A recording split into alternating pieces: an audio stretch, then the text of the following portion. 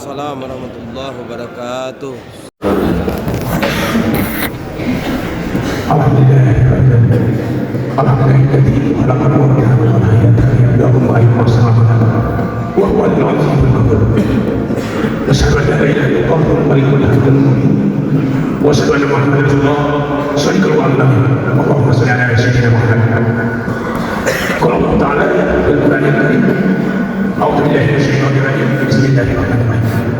Alam ahad ilaikum ya bani Adam ala tawud syaitan innahum lakum aduwwun mubin. Qala Rasulullah sallallahu alaihi wasallam, ia jadi agama menjadi agama. Hadirin yang dimuliakan Allah Subhanahu wa taala, alhamdulillah kita sampai saat ini masih diberikan kesempatan, yaitu nikmat yang tidak kalah, yaitu kita diberikan apa? Umur panjang atau kehidupan. Ada di dunia ini yang harus kita berjuang gigih untuk melawannya. Apa itu? Yang pertama adalah musuh kita, yaitu terangkan dalam 4 A. A yang pertama adalah tahta, kemudian yang keduanya wanita, yang ketiganya harta, kemudian sebaliknya untuk wanita adalah pria. Ada orang yang selamat dari godaan tahta, tetapi hancur karena wanita. Mudah-mudahan bapak-bapak polisi ya terhindar dari godaan itu. Insya Allah, amin. Kemudian godaan kita yang harus kita melawannya adalah ternyata kita itu dari kanan tidak doyan kebaikan, tetapi oleh setan kita lebih doyan dengan yang sudah kiri. Kemudian kita dilupakan juga oleh kehidupan akhirat. Ke belakang kita tidak pernah berkaca sesungguhnya bahwa kehidupan yang paling kekal itu adalah kehidupan akhirat. Itu yang pertama. Kemudian yang kedua yang harus kita gigih melawannya adalah hawa nafsu. Terkadang apalagi sedikit yang kita harus malu, ya kan? Sadar tidak sadar kita sedang lupa kedisiplinan kita lupa. Ada juga yang mendelana wajar, maka hawa nafsu kita yang kita tahu semua adalah merupakan godaan yang besar. Setelah perang hendak, setelah perang Badar, setelah perang Uhud, perang-perang yang lain, ternyata kita sebagai manusia harus melawannya atau mengendalikan hawa nafsu kita. Banyak orang yang terjebak dengan godaan hawa nafsu, ya kan? Kecuali mungkin hawa nafsu makan, itu boleh ditinggalkan. Kemudian godaan yang ketiga yang harus kita waspadainya adalah setan, yang memang kita tidak mampu melihatnya. Sebagaimana di dalam Al-Quran, alam ahad ilaikum ya bani Adam ala tawud syaitan innahu lakum aduwwun mubin. Sesungguhnya setan itu adalah musuh yang nyata, maka kita harus melawannya, harus menegakkannya, harus mengusungnya. Jangan sampai ada kesalahan. Contoh anak-anak setan dan tugasnya. Ketika kita sholat, ternyata setan masih menggoda. Setan apa namanya?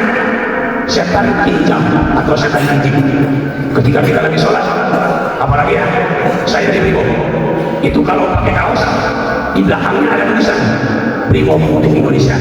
Ketika kita sholat dulu saja, sorry kalau hubungan berlaku saja kita tidak ada mau melihat Allah, kita udah merem, udah khusyuk, udah fokus.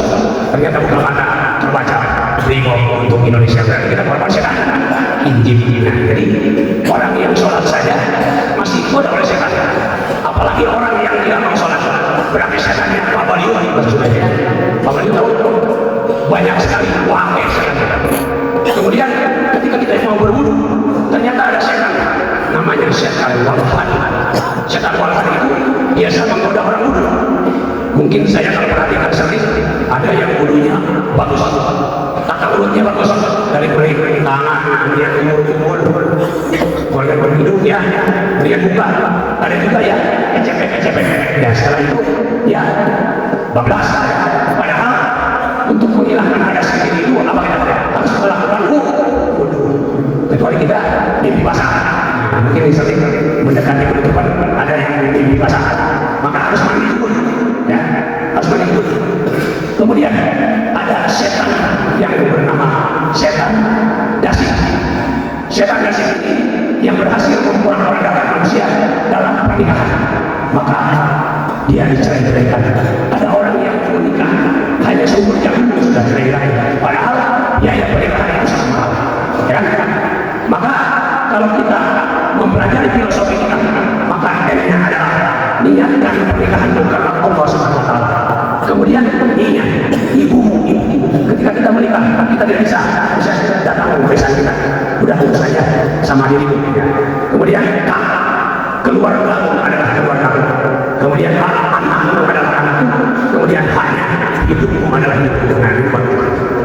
Kemudian ada setan yang namanya al-awal. Setan al-awal ini yang berhasil menggoda manusia untuk berbuat zina. Ya, zina ada dua, yaitu mukson dan ghairu mukson. Apa itu zina mukson? Yaitu zina yang dilakukan oleh suami istri. Mudah-mudahan rekan-rekan saya seperjuangan ini terhindar dari godaan setan al-awal yaitu zina mukson. Karena bapak-bapak ini, komandan-komandan itu sudah pada punya istri. Ya, mudah-mudahan terhindar.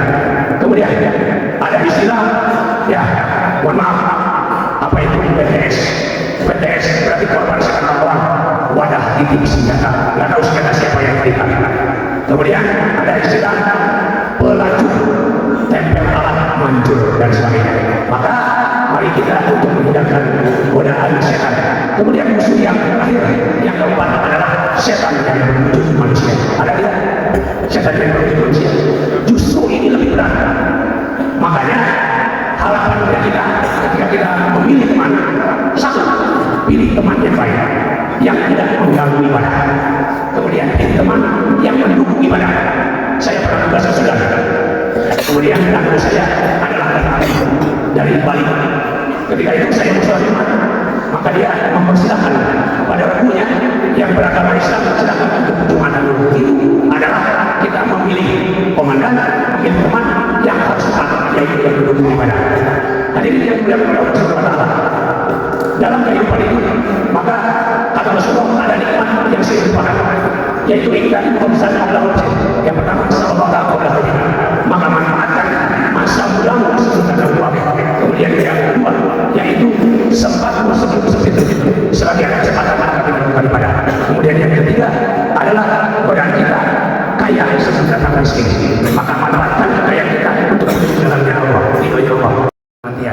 Mari kita untuk selalu menjadi orang baik, karena tidak semua orang mampu melakukan kebaikan.